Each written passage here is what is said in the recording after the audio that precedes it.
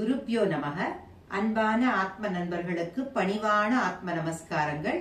இன்று நாம் திருவம்பாவை 10ஆம் பாடலை பார்ப்போம். இதுவரை துயில் எழுப்பும் பாடலை பார்த்தோம். இனிமேல் அவர்கள் நேராக சென்று இறைவனிடம் அவர்களுக்கு வேண்டுவதை, அவன் புகழை கூறி கேட்கின்றார்கள். நாம் 10ஆம் பாடலை பார்ப்போம்.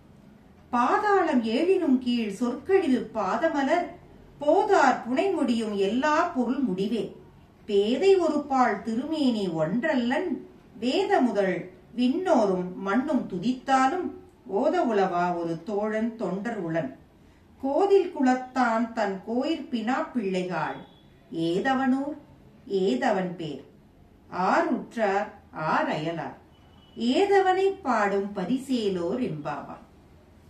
இதில் ஈசன் இருக்கும் நிலை என்னவென்று திருவாசகம் காட்டுகின்றது.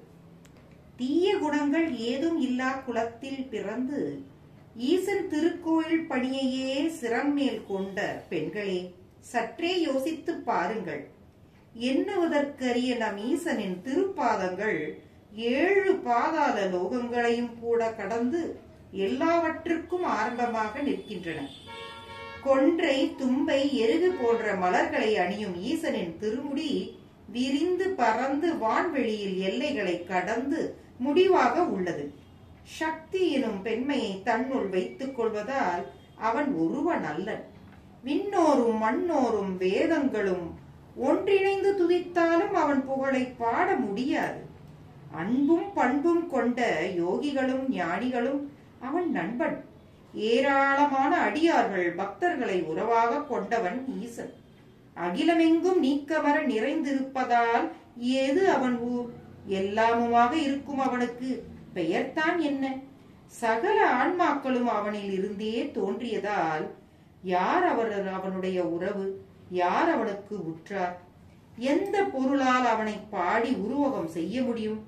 சொல்ல முடியாத உணர்வுகளால் சொல்லால் நிறைந்திருக்கும் அவரை பாடி எழுந்து வா தோழி.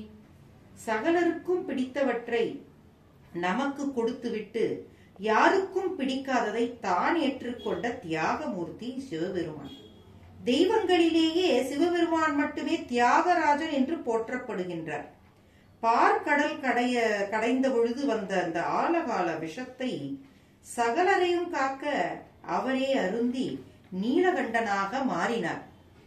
இதுவே சிவத்தின் தன்மை, எவ்வுயிருக்கும் இறங்கும் தன்மை. எங்கெல்லாம் அன்பு நிறைந்து வழிகின்றதோ, கருணை ஆட்சி செய்கின்றதோ, அங்கெல்லாம் சிவம் நிறைந்து இருக்கின்றது. சிவம் என்பது பொருள் அல்ல காண்பதற்கு, அது பண்பு, குணம். அதை உணர்ந்தால்தான் முடியும். சிவத்தை உணர்ந்தால் அதை எங்கு எப்போது வேண்டுமானாலும் காண முடியும். இதுவே சூட்சுமம். புறத்தால் ஈசனை துதிப்பதை போலவே அகத்தில் நம் உள்ளத்தின் உள்ளும் சிவசிந்தனையால் மலர செய்து இறைவனை தேடுவது முக்கியமானது. எண்ணுவதற்கரியானை நம் ஈசனை இந்த மார்கழி விடியலில் சொல்லி பாடுவோம் வா தோழி என்று அழைக்கின்றார்.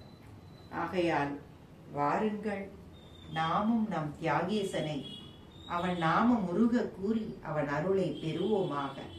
ஓம் நமச்சிவாய. கிருஷ்ணார்பணம்.